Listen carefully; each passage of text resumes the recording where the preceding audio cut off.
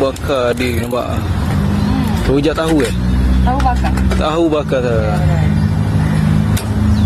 Macam ada sini kan.